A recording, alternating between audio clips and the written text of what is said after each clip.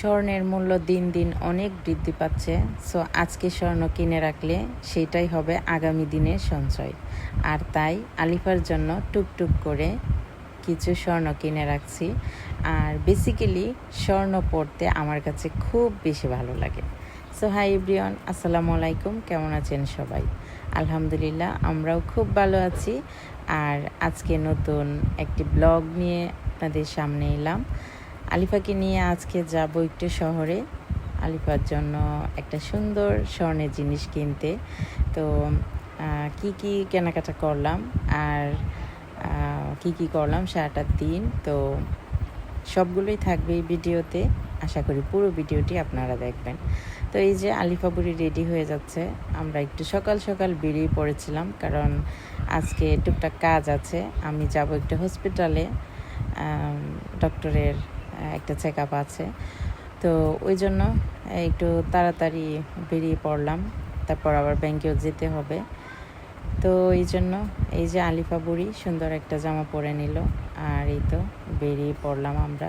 তো বাচ্চারা স্কুলে যাচ্ছে, কারণ খুব সকালে আমরা বেরিয়ে পড়েছিলাম। তো 10টা নাগাদ তো সব স্কুল খুলে থাকে, তো ওই জন্য আর কি। তো আলিফা বুড়ি দেখে বলতেছে যে আম্মু আমাকে কখন স্কুলে ভর্তি করিয়ে দিবে, আমি ওইভাবে স্কুলে যাব। তো এই আর কি। তো যাই হোক, এই যে আমরা রওনা দিয়ে দিলাম। তো আজকে আমরা যেই দিক দিয়ে আর কি যাই সব সময় শহরে, তো ওই রাস্তাটা মেরামতের কাজ চলছে। তো ওই জন্য আমরা একটু অন্য রাস্তা দিয়ে গেলাম। তো ওই গ্রামটা মানে খুবই ভালো লেগেছে, মানে একদম খুব সুন্দর, আর সাথেই রেল লাইন ছিল। তো আলিফা বুড়ি বলতেছে যে আম্মু আমরা কোথায় যাচ্ছি, কারণ আলিফা ফার্স্ট টাইম যাচ্ছে এই এরিয়া দিয়ে। তো ও বারবার প্রশ্ন করতেছে যে কোথায় যাচ্ছি এই। তো খুব সুন্দর ছিল পরিবেশটা, আমার কাছে খুব ভালো লেগেছে। একদম গ্রামের ভিতরে ছোট যে রাস্তাগুলো থাকে, এই রাস্তাগুলো আর কি। আর এই বাড়িটা বেশ সুন্দর। তো যাই হোক, তারপর আমি আর আলিফা প্রথমে চলে গেলাম হসপিটালে। তো আমি যে স্যারকে দেখাই, উনি বিকেলে বসে, বাট আমি সকালে এসে টেস্টগুলো করিয়ে নিচ্ছিলাম। উনি গত যেই সাক্ষাৎকারে বলে দিয়েছিলেন যে এই টেস্টগুলো করিয়ে তারপর যেন দ্বিতীয়বার ওনার কাছে যাই। আর আমি রেগুলারই এই স্যারকেই দেখাই, খুব ভালো উনি, ফ্যাটি লিভারের জন্য খুব ভালো এই স্যারটা। তো যাই হোক, সকালবেলায় আসার আরও একটা কারণ আছে। সকালবেলায় তেমন কোনো মানে রুগী থাকে না, তো মানুষের ভিড়টা খুব কম থাকে। তো আমি বেসিক্যালি সবসময় সকালবেলায় এসে টেস্টগুলো করিয়ে দিই। তো স্যার তো 3টা থেকে বসে, তো আমার আর কি সুবিধা হয়, মানে 3টার সময় একদম পেয়ে যাই রিপোর্ট। আর দেখা গেছে বিকাল টাইমে যদি আমি টেস্ট করাই, তাহলে রিপোর্ট দিতে দিতে একদম মানে রাত হয়ে যায়। তো তখন আর কি আর দেখানো হয় না স্যারকে। তো নেক্সট টাইম যে বসে উনি, তো তখন আর কি দেখানো হয়। তো ওইটা ভেবেই আর কি আমি সকালে সবসময় গিয়ে রিপোর্টগুলো করিয়ে নিই। তো যাই হোক, আমার টেস্টের জন্য সবগুলোই কাজ কমপ্লিট করে তারপরে আমরা চলে গেলাম একটা সুপার শপে। এখানে আলিফার জন্য কিছু কেনাকাটা করব। এটার মধ্যে বিভিন্ন কসমেটিক্স প্লাস বাচ্চাদের যে খাবারের আইটেম প্লাস আরও অনেক কিছু ছিল। এই দোকানটা বেশ বড়, আর আমি সব সময় আলিফার জন্য এইখান থেকেই সব কিছু কিনে থাকি। তো এইখানে আলিফা ব্যাগ নিয়ে আমাকে দেখাচ্ছিল যে ব্যাগটা যেন ওকে কিনে দিই, তারপর নেল পলিশ, লিপস্টিক। তো ও সবগুলো দেখে একদম বলতেছে যে আমাকে এইটা কিনে দাও, ওইটা কিনে দাও। তো এই আর কি, ও তো যা দেখে মানে সবগুলোই কিনতে চায়।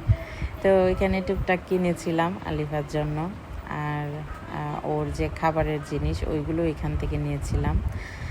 তো তারপর মা আমি খুব টায়ার্ড হয়ে গেছি ওইগুলো কেনাকাটা করে। তারপর হসপিটাল থেকে অনেকটা সময় গেছে। তো আর ওই দিন মোটামুটি রোদও উঠেছিল। তো আলিফা বলতেছে যে ও ঠান্ডা জাতীয় কিছু একটা খাবে। তো আমি বলতেছি কী খাবে তুমি? তো ও আবার লাচ্ছিটা খুব পছন্দ করে। তো আমি বললাম যে কোল্ড ড্রিঙ্কস খাবে না লাচ্ছি খাবে? তো ও বলতেছে লাচ্ছি খাবে। তো ওই যে আমরা মা মেয়ে একটু লাচ্ছি খেয়ে নিচ্ছি। আর এই রেস্টুরেন্টটা আমাদের যে শপিং মল আছে ওইটার ভিতরেই, তার জন্য অনেক সুবিধে হয়, কারণ কেনাকাটা করার পরেই আসলে যাওয়া যায় এই রেস্টুরেন্টে। আর এইখানের লাচ্ছিটা বেশ মজার। তো এই যে আমরা মা মেয়ে এখন লাচ্ছি খেয়ে নেব। তো তারপর আলিফাকে জিজ্ঞেস করলাম যে চলো আমরা অন্য কিছু একটা খাই। আর আমারও বেশ ক্ষুধা লেগেছে, একদম লাঞ্চের টাইম হয়ে গিয়েছিল। তো ওই জন্য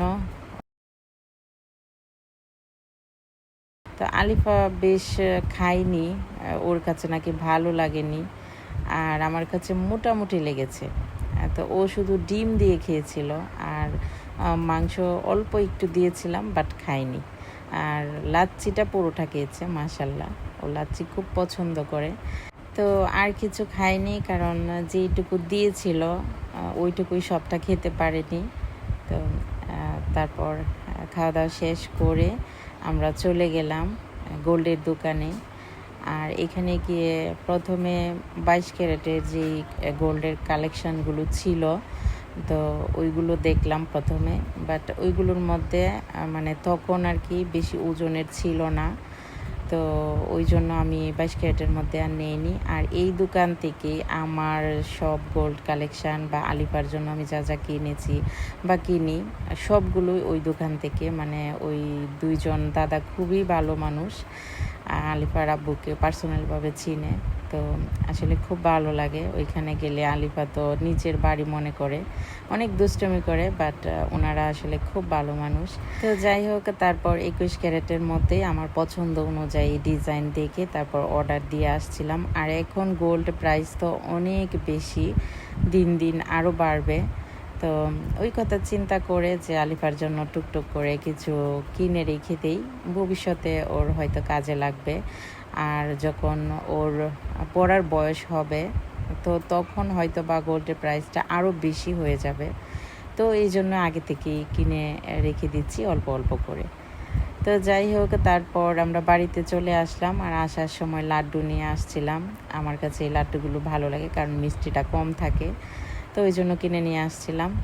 আর এসেই তো এই যে দেখুন আলিফা বুড়ি, মানে ও নিজে নিজেই ওর জামা কাপড় এইভাবে ডিজাইন করে পরে দুষ্টমি করবে। তো আব্বাকে নিয়ে জুতা নিয়ে বলতেছে যে যেন ওকে পরিয়ে দেয় জুতাগুলো। ও কিন্তু পরতে পারে নিজে নিজে জুতা, তারপরেও বলতেছে যে নানা ভাই আমাকে জুতা পরিয়ে দাও।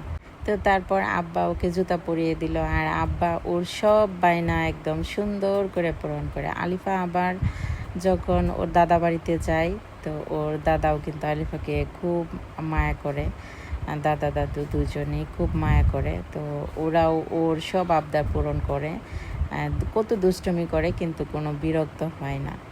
তো দাদা দাদি নানা নানি তারপর সবার আদর আলিফা পাচ্ছে, ওইটাই সব থেকে বড়। তো এই যে আলিফা বুড়িকে আব্বা জুতা পরিয়ে দিল। তো যাই হোক, এখন ভিউয়ার্সদের উদ্দেশ্যে কিছু কথা। আপনারা আমার ভিডিওগুলো দেখেন রেগুলারলি, তো কমেন্ট করেন, তো লাইক করতে কিন্তু বলবেন না। আর প্লিজ একটু শেয়ার করে দিবেন, তাহলে আমার ভিডিওটা অনেকের কাছে পৌঁছে যাবে আর অনেক ভিউ হবে। তো ওই জন্য আপনাদের কাছে রিকোয়েস্ট, প্লিজ আপনারা একটু শেয়ার করে দিবেন ভিডিওটা। আর আলিফার জন্য অনেক অনেক দোয়া করবেন সবাই, ও যেন এইভাবেই হাসি খুশি থাকে সব সময়। আর খুব দুষ্ট, তো যেন দুষ্টমিটা কম করে। তো সবাই দোয়া করবেন আলিফা বুড়ির জন্য। আর এই যে আলিফা দেখতে খুব সুন্দর লাগছে, মাশাল্লাহ। ও এইভাবে ব্যান্ড পড়েছে মাথায়, তারপরও মানে সুন্দর লাগছে, মাশাল্লাহ। তো আজকে এই পর্যন্তই। সবাই ভালো থাকবেন, সুস্থ থাকবেন। দেখা হবে নেক্সট ব্লগে। আল্লাহ হাফিজ।